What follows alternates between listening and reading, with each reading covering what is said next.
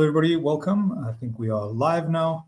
I'm Dr. Michael Short. I'm an associate professor at the University of Surrey, and I'm joined today with co-chair Goyal Awagan. Do you want to just say hi? Hi, everyone. And yeah, I'm very happy to introduce our two speakers today, Dr. Jinjie Liu from Durham and Dr. Xin Yee Tai from the University of Surrey. So this webinar series is designed to bring together experts, innovators, and enthusiasts from both the artificial intelligence and sustainability domains with an overarching goal to accelerate progress towards net zero targets.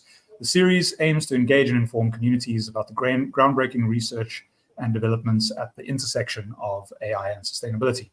The webinar series will delve into the diverse applications of AI across various domains, crucial to achieving net zero objectives, including energy, transport, environment, agricultural, and food systems. So today we've got Xin Yee Tai, who will open up the webinar for us. So Xin obtained her PhD from Loughborough University in 2024 and specializes in developing AI-driven prediction and optimization tools for sustainable chemical processes, including hydrocracking, fuel cell systems, and CO2 reduction reactions. She's currently a research fellow at the University of Surrey, my own institution, where her research focuses on using AI to predict and optimize environmental impact of carbon capture processes. So Xin Yee, it's over to you. Thank you very much, Michael. Thank you for the kind introduction, and thank you for the invitation to the webinar as well. So yeah, today I'll be sharing with you all how we use the AI to predict and optimize the environmental impact in the carbon capture process. So I assume everyone is agree that the climate change is driven by the increasing concentration of CO2 in our atmosphere. This is why the CCUS is really important here, as it's helped to keep the CO2 in the loop, which help to cut down on the carbon emission.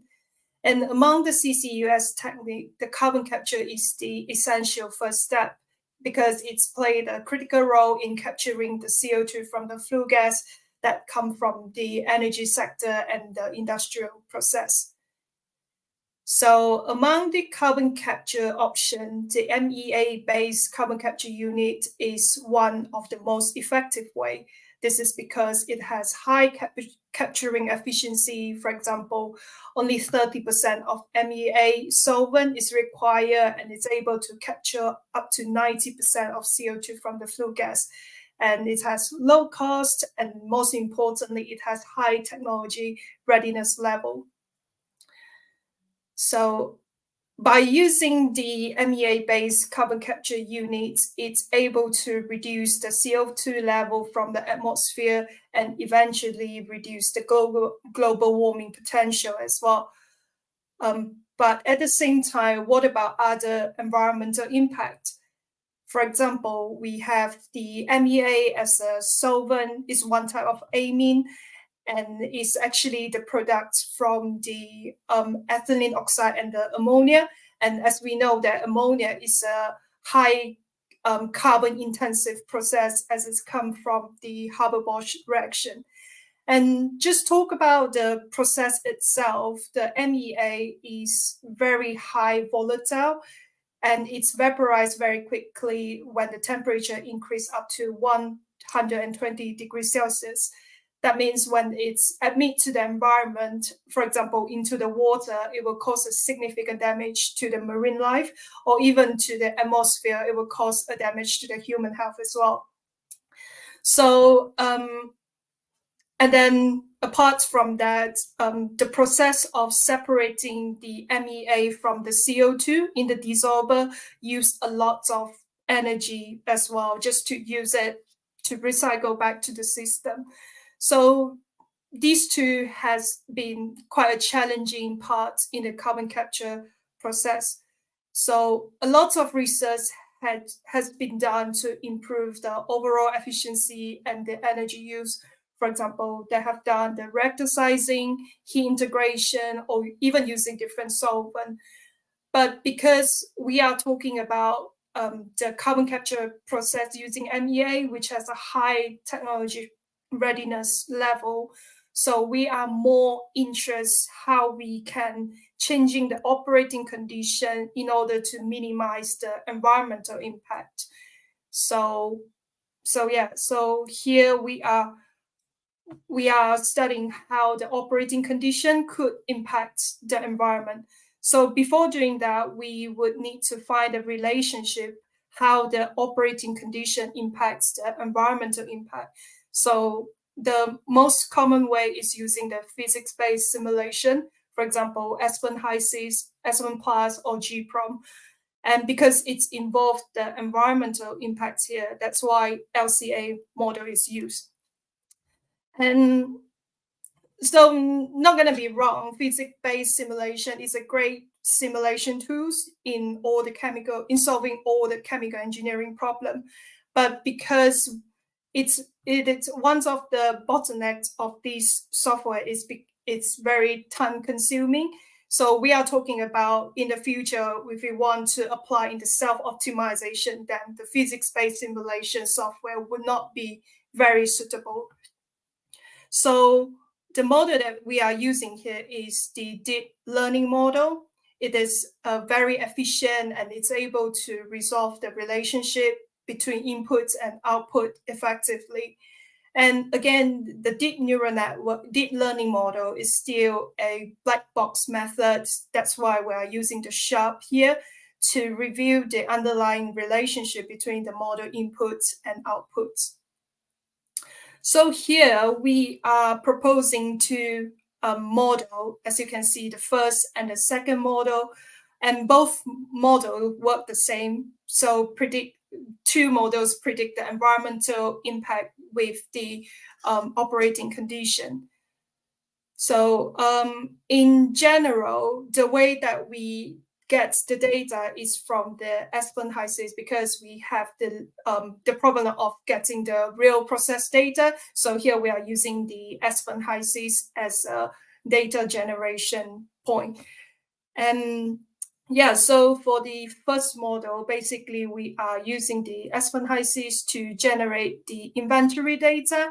So the inventory data include the material use, energy consumption, emission and waste generation data, basically that required by the LCA model. So we will use the Aspen HYSYS to generate the inventory data at different operating conditions. So that's where we built the first deep neural network. And then the predicted result from the first deep neural network will be fed into the LCA model to further calculate the environmental impact. So that is for the first model.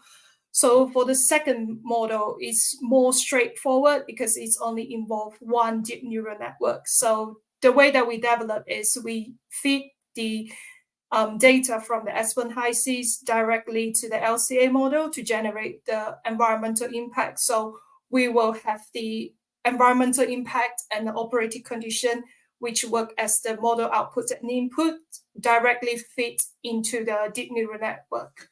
So this is how we construct the model. And then this is just the result of the hyperparameter optimization for the first and the second deep neural network by using the grid search method.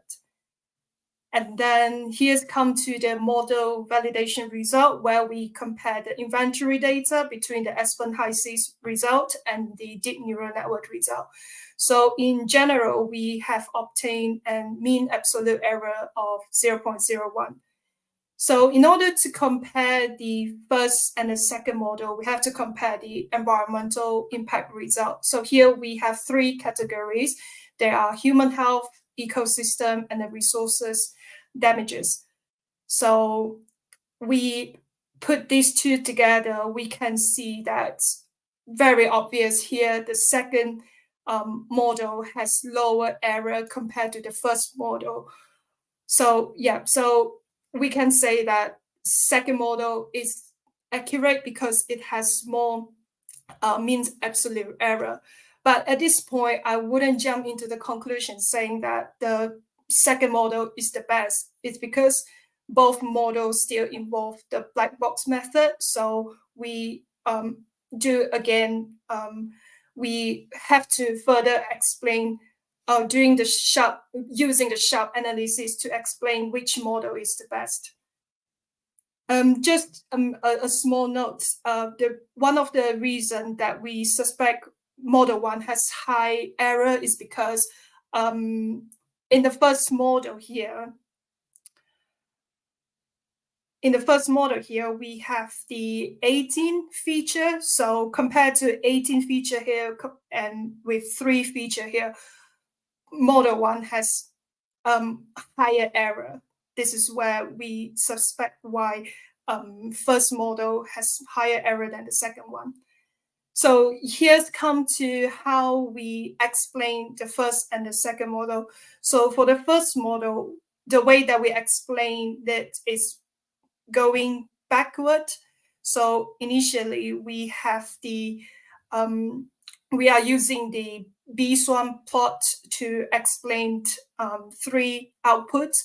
So as you can see, the outputs of the first model, such as human health, ecosystem, and resource damages, are significantly impacted by the CO2 production rate, which is on the top. And then by further analyzing these inventory data, we can see that it is significant impacts by the MEA concentration. So for example, taking one example that the light blue means that it is low MEA concentration. So low MEA concentration give the low CO2 product because it has a negative sharp value here.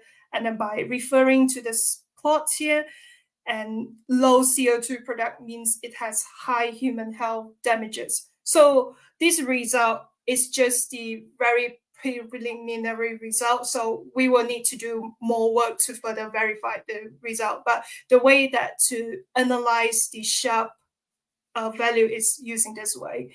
So for the second model, it's more straightforward because we can find out which operating condition impacts the outputs the most.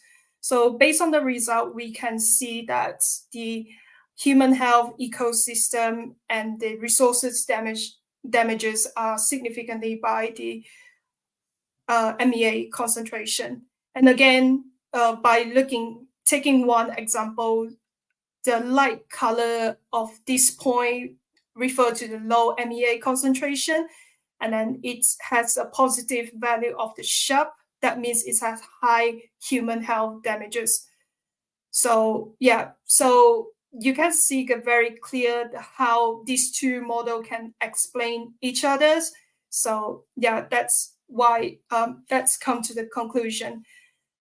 Our sharp result shows that the human health, ecosystem, resource damages are significantly impacted by the MEA concentration in 2 models. And when looking at the accuracy of these 2 models, the second model has high prediction accuracy, but actually the first model is more explainable because it gives the inventory, the intermediate information here. So in the future, we would like to improve the accuracy of the first deep neural network because we have got quite a huge different result from here. And then afterward, we will be moving on to do the multi-objective optimization. So from here, we are target to minimize 3 categories of the environmental impact. And then we would find out what will be the best operating condition set for at the minimum environmental impact. And then again, we will use the sharp to further support our optimized result. So that's all for me. Thank you.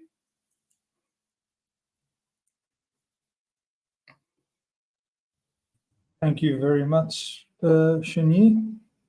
Do we have any questions in the chat? None that I can see. So if anybody does have, anybody online watching, if you do have a question, please feel free to pop it in the chat. Yeah, thanks for a really interesting presentation. Can I ask just a quick one? Is how much data do you need for the deep neural net model? So, how much time?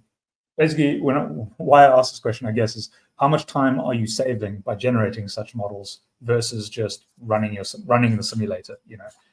Yeah, I completely. Yeah, I think this is quite like a common question that everyone's came through. Yeah, so in total, we have generated about 400 data sets from Aspen HiSys.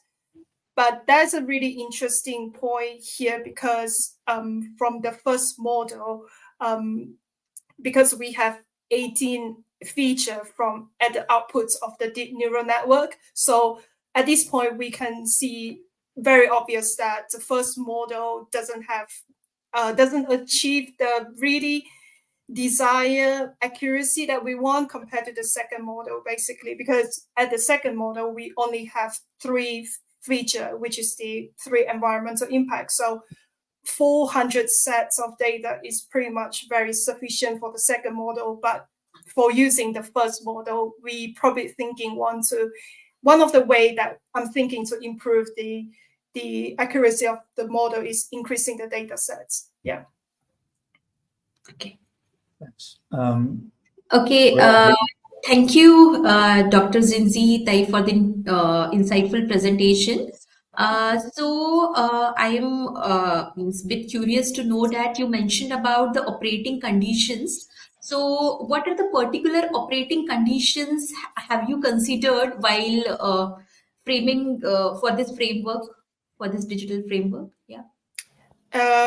So in this work, we are considering 5 operating conditions. So they are the MEA concentration, flue gas flow rate, absorber pressure, flue gas temperature, and the pressure of the desorber. Yeah, I tried to remember because I have put these all in the short form. Yeah.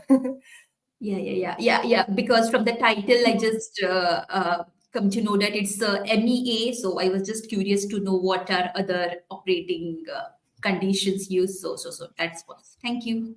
Yeah, no problem. We have a question from Ahmed Al-Sheikh. So he says, thank you, Shen, for the nice talk. I was wondering if you have experimented with simpler models such as linear regression or tree-based methods, since these tend to be more explainable. Yeah, that's a really good point. No, I haven't tried these 2 models yet, but I'm happy to try to work on these 2 models and see, and comparing it to my model and see which one is more explainable. But yeah, thank you. Thanks for the idea.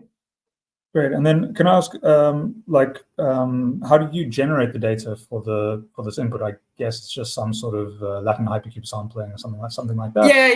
Yeah. So we are getting the range from the literature. So we are just using the Latin hypercube sampling to generate the data.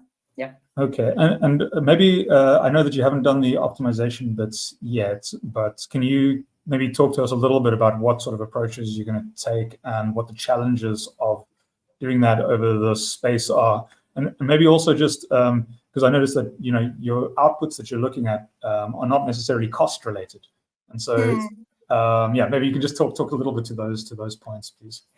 Yeah, I mean, if I understand your question correctly, yes, we want to include the cost and also the process efficiency as well. But I have the idea that just includes everything during the optimization, but this is kind of like challenging because during my PhD, the maximum objective function that I have considered is only 3. So imagine like include 3 indicators from environmental impacts and a few category from cost or for the process efficiency, then will be really challenging. But yeah, I'm happy to spend my postdoc journey to explore like how we can comprehensively include all the objective function from environmental, process safety, cost, or even the safety.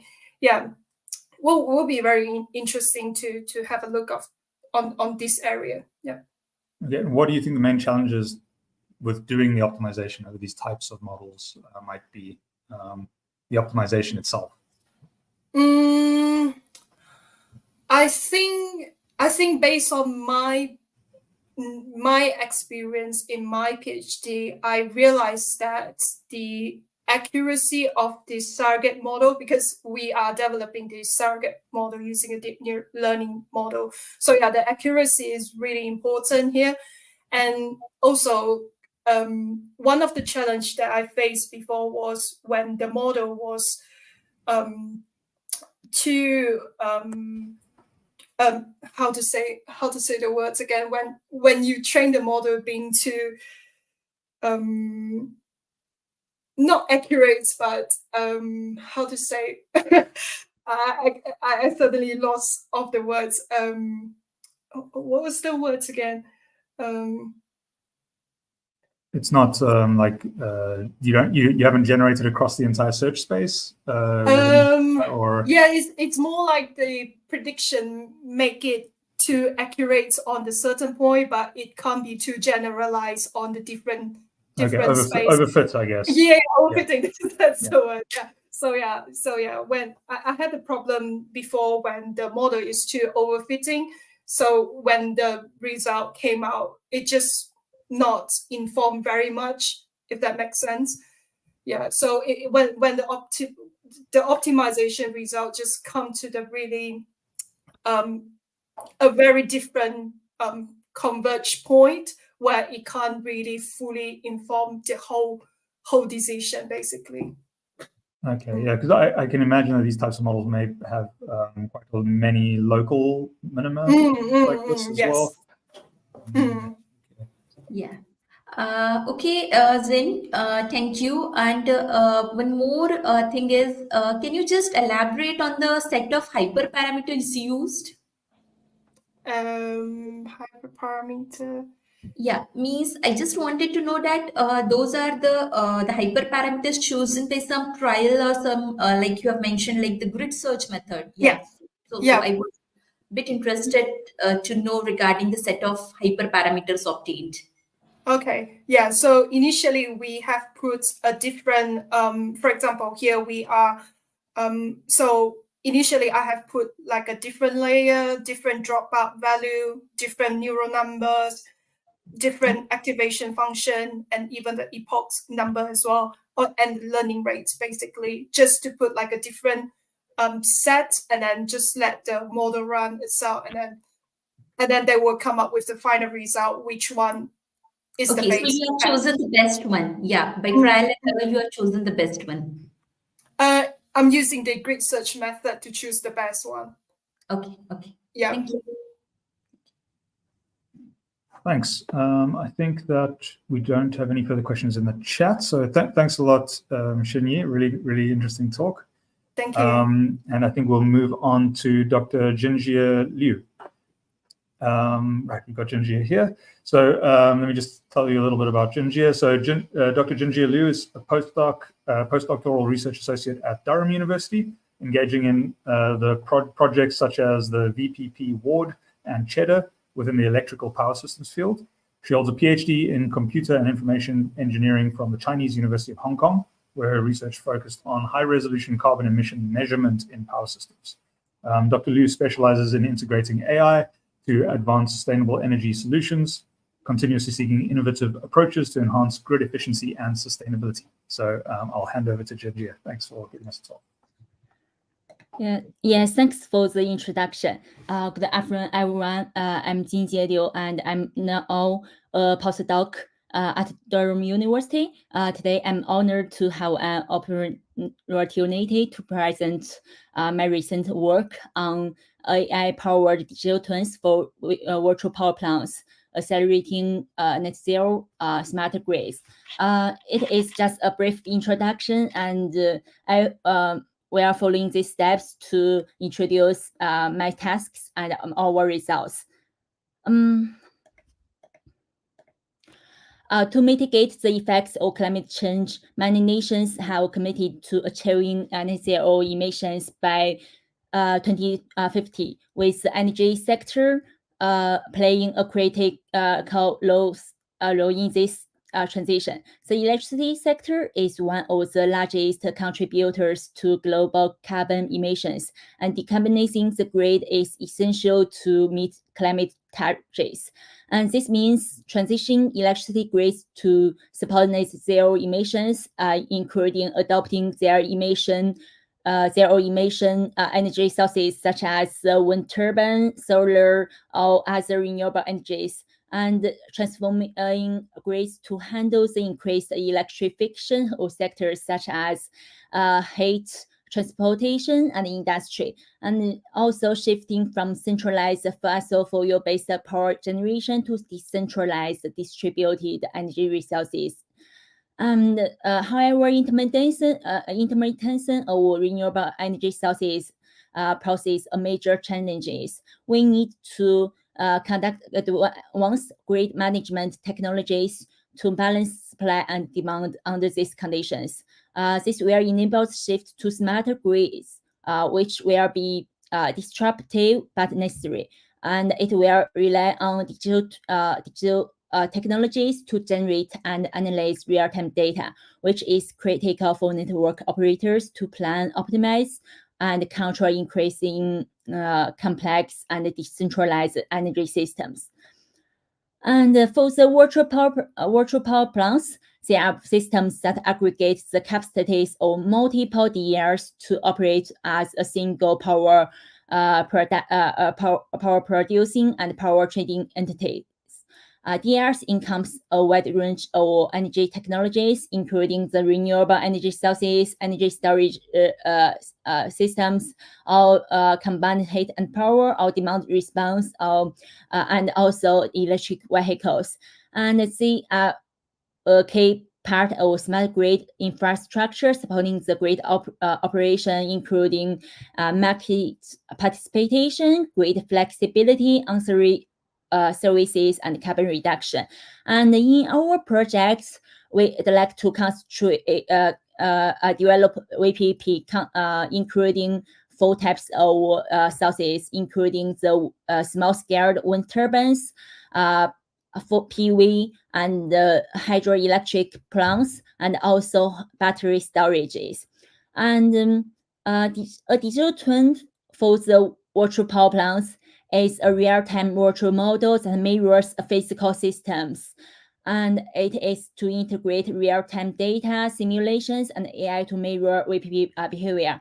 We can say that for the virtual power plants, there are many types of DERs or other sources, and our digital twin was to simulate the operations and status, and estimate the status of these entities in the virtual power plant. And through the digital twin, it can enhance decision making or increase operational efficiency by optimization, and improve resilience and reliability, and conduct risk management. And for our project, our main tasks including building diverse types of DER models with uncertainties, and also conduct forecasting for the generation in the VPP. And after that, we'd like to optimize scheduling of VPP based on the forecasted generation. And for the VPPs, or as we mentioned before, a key part is the wind turbines. For the wind turbines, the power is highly intermittent and variable, making accurate forecasting essential for integrating wind into VPPs, balancing generation with demand, and enhancing grid reliability. And for the wind power forecasting, it consists of multi-types based on the time scale. For the ultra-short forecasting, it ranges from a few seconds to 30 minutes ahead, and it is used for immediate grid balancing and turbine control. For the short-term forecasting, it covers 30 minutes to 6 hours ahead, and this type is crucial for operational planning and real-time market operations. And for the medium term forecasting, it encompasses 6 hours to 1 week ahead, and it is used for scheduling, maintenance, and energy trading. And for the long-term forecasting, it extends beyond a week to several months or hours ahead, and or years ahead, and it is used for strategic planning and investment decisions. And for this work, we focus on the ultra short-term forecasting because it is essential for VPPs to operate efficiently, particularly in real-time energy management and market participation. And there are many works on the models for the wind turbine forecasting, including the physical models, traditional statistical models, machine learning and deep learning models, and hybrid models combine them together. Despite advancements in existing models, the challenge of balancing accuracy with computational efficiency remains, underscoring the need for continued research. And despite that, besides accurate wind turbine forecasting relies heavily on high-resolution data from supervisory control and data acquisition systems. And we need to deal with the missing, noisy, or incorrect data which can impact forecasting accuracy. And so it is important to propose and improve the data pre-processing method for clean and to ensure its suitability for real-time forecasting. And so based on these limitations, we propose an integrated stacked sparse autoencoder and the CNBR-STM for ultra short-term wind power forecasting with advanced feature learning. And we call it as SSACBF framework. It includes 3 parts: data pre-processing, feature extraction, and relationship learning. For the feature extraction, for the data pre-processing, the 10-minute multivariate data of wind turbines collected from the SCADA are acquired and analyzed. This processing cleans and corrected it, addressing missing values and outliers, and then improve the 3-step feature selection method and find the most relevant variables for forecasting before we extract features from these variables. And for the feature extraction, we use the convolutional stacked sparse autoencoder model to extract the most relevant features.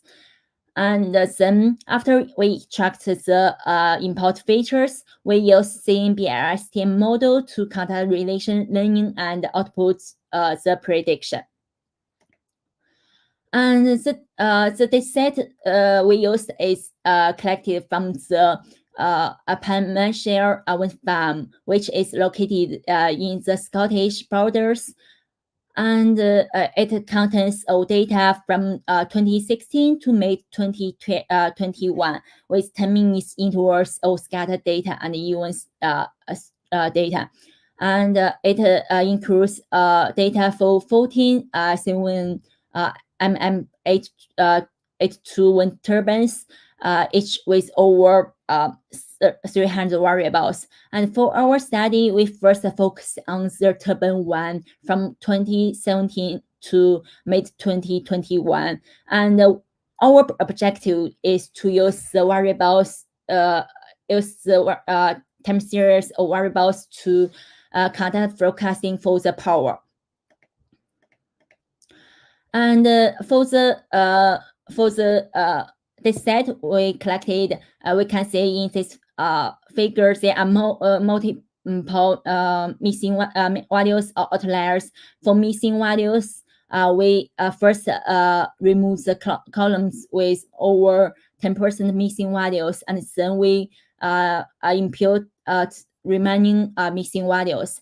And after that, we'd like to detect outliers and correct it. And we can see from this figure there are many types of outliers. For example, for the data here, it may result from turbine interruption where wind speed is greater than the cutting speed. And for the outlet here, it may be generated when the operator restricts the wind turbine's output power manually due to reasons such as lack of demand. So here, we identify these outliers using a piecewise quantity-based method based on the power curve. And then we correct them using the mean values from the similar wind speeds. And after that, we count the data slicing and splitting for training, and also normalization to ensure the data has a mean or 0 and standard deviation of 1. And we also conduct feature selection based on 3-step process, because we know that for our design there are multiple variables over 300. This is too much. So through our 3-step processes, we'd like to filter high-dimensional scalar data, identifying the most significant variables for accurate wind power forecasting. And first, we filter and get the 68 relevant features based on the expert insights and literature review. And then we rank the importance of these features using a random forest algorithm. And after that, we remove the highly correlated features and get the 6 key variables, including wind speed, wind direction, rotor speed, and so on.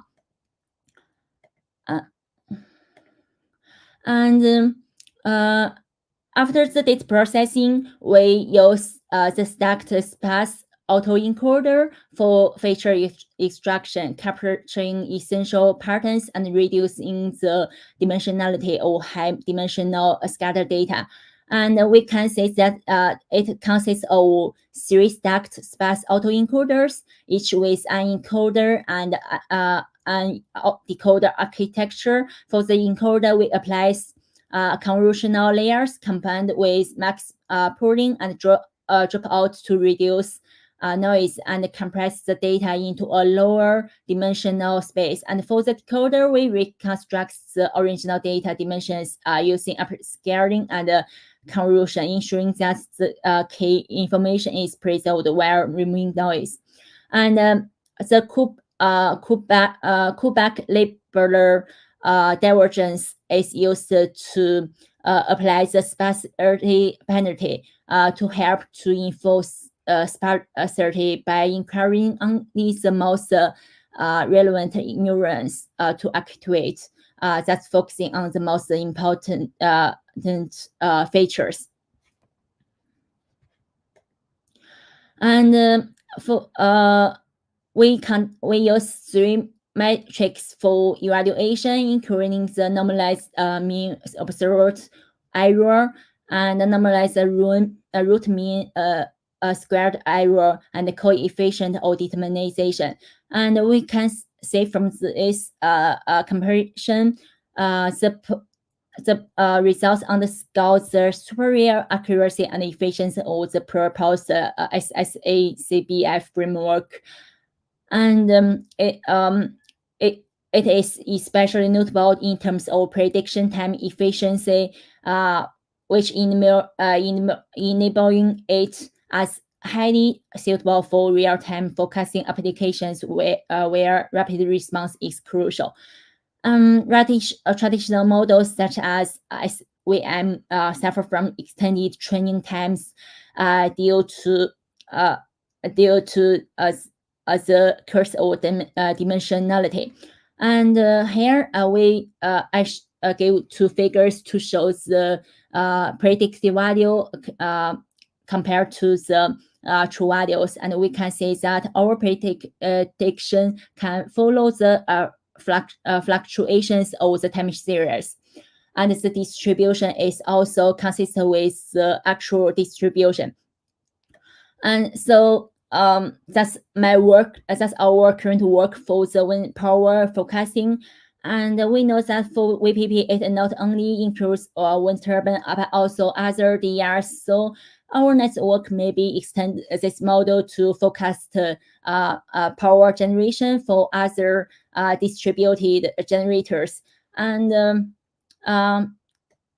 as I mentioned before, after we generated after we get the predicted generation, we can use it for our optimization. And here is our, I want to give a brief introduction of our current work on the VPP optimal scheduling. And it is to coordinate the interactions between the distribution system operator and the virtual power plant to optimize power flow and pricing, and while maintaining balance and satisfy operational constraints. And it is a B-level optimization, and it can allow the digital twin to continuously optimize both the VPP's resource dispatch and also the DSO market operations. And I hope that next time I can give some details and also results on this work. And in conclusion, digital twins combined with AI enable real-time simulation, optimization, and decision-making for VPPs.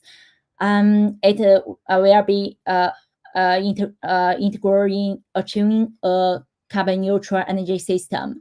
And in the future, we'd like to improve our model for improve accuracy, such as, for example, using physics-informed AI, or leverage multi-agent systems, or edge computing, or federated learning to improve model scalability, or investigate the integration of blockchain for decentralized energy trading in VPPs, enhancing security and transparency.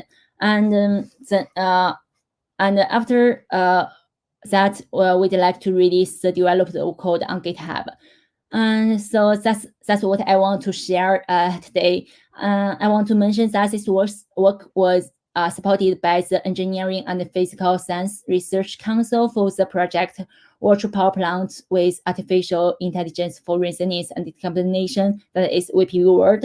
And thanks for listening. Welcome suggestions and discussion.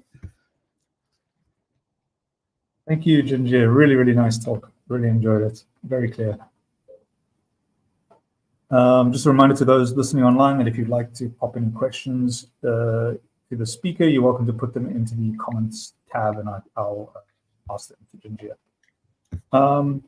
Right. So really, really nice work. I was wondering just on the kind of using these models on other assets, like if you've tried to see how this model moves to, like, let's say wind turbine number 2, which maybe has the same design but in a slightly different location on the same site. How does it work if you do try that sort of thing? Yeah, actually, that's what I want to do to make it more generalized.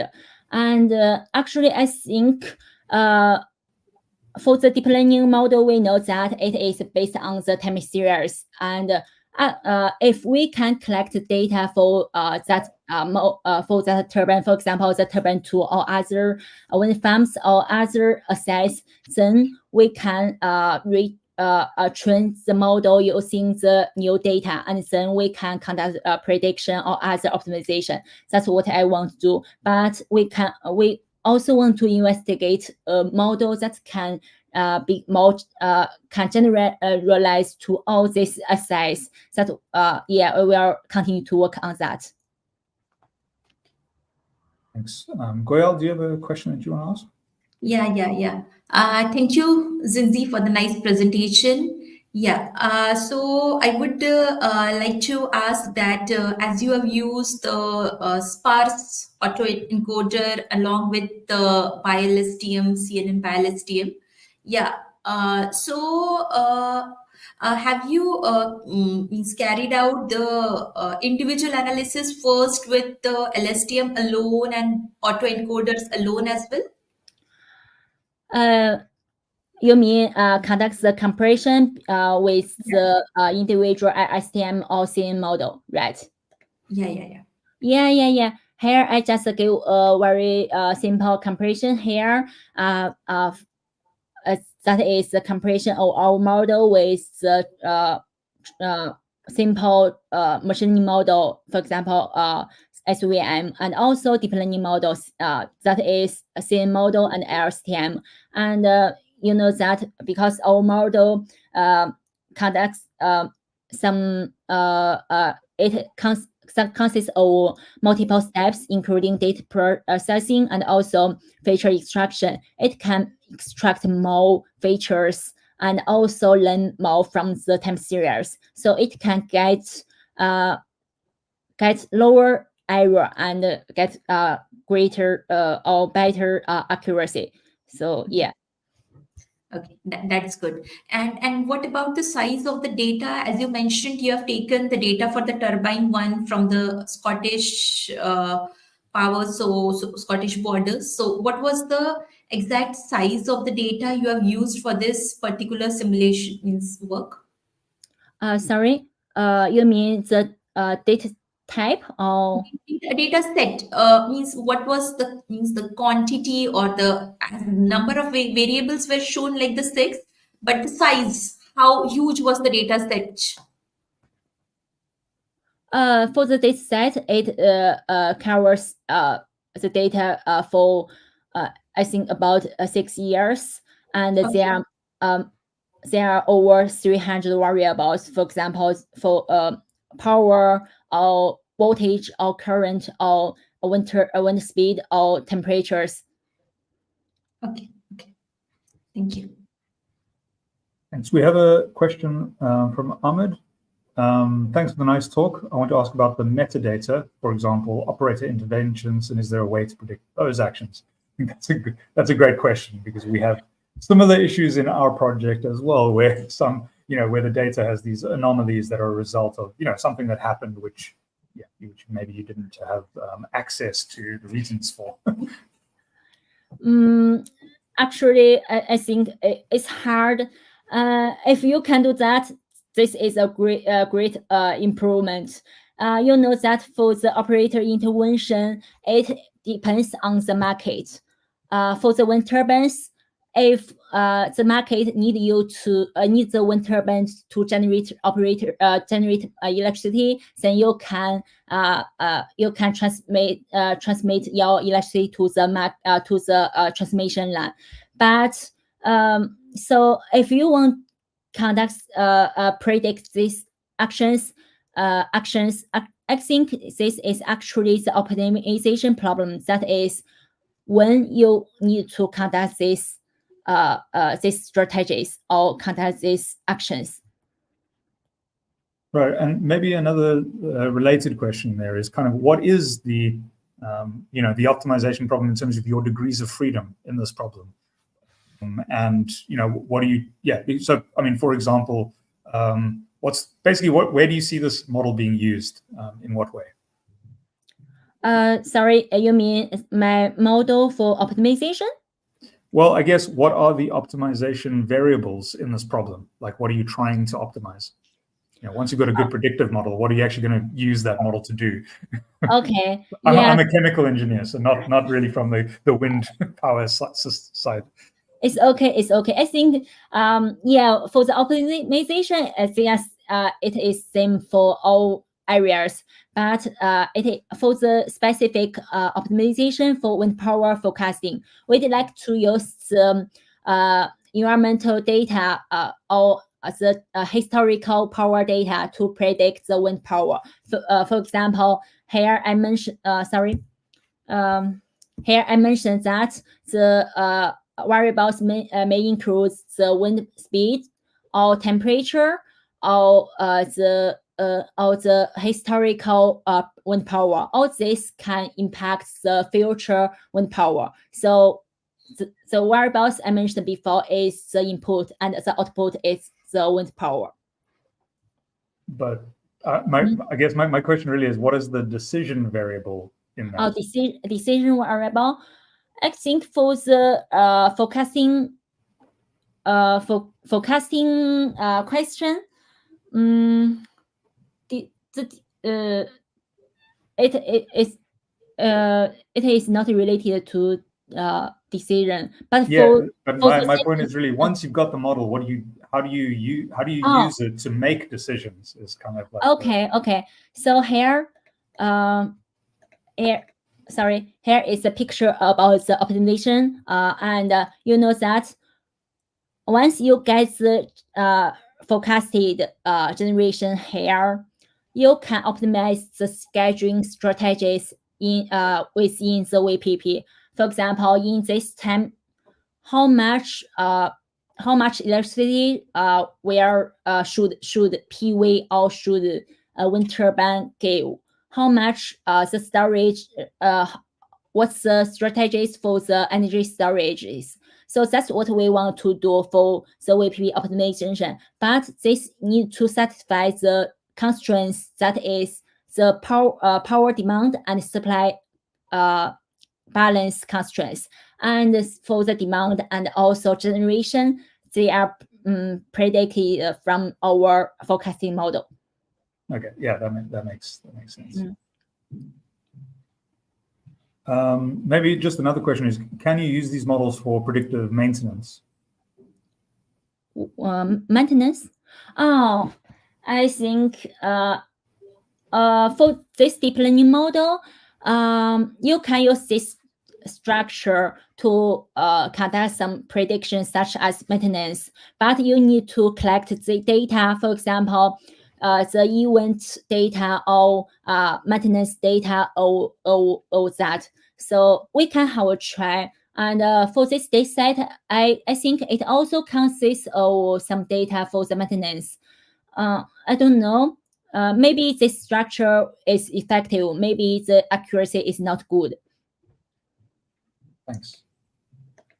I think with that, we don't have any other questions in the chat. So I don't know, Goyal, do you have anything you would like to No, it's fine. Yeah. Great. Thanks. So thank you, Jinjie. Really nice talk. Really enjoyed that. And I'll just kind of let you know that we're excited to announce that our next session will take place on Tuesday, the 8th of October at 2 p.m.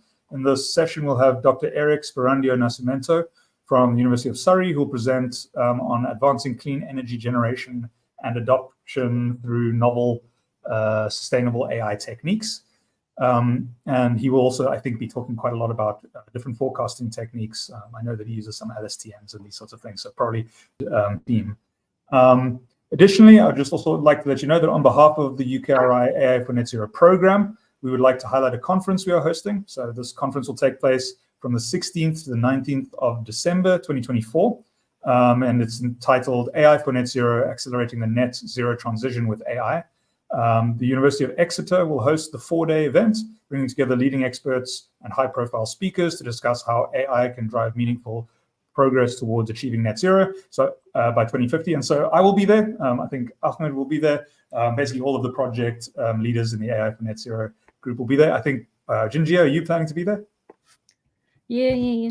You'll be there? Yeah, okay, great. So if you'd like to meet most of our speakers, I think most of us will be over there in December. So we're now accepting abstract submissions for talks and posters that explore the role of AI in addressing the net zero challenges. You can find more information through the link in the chat. I think that is all that I have to say. And thank you very much for joining us. And we'll see you all next week for Eric's talk. Bye-bye. Bye. Bye.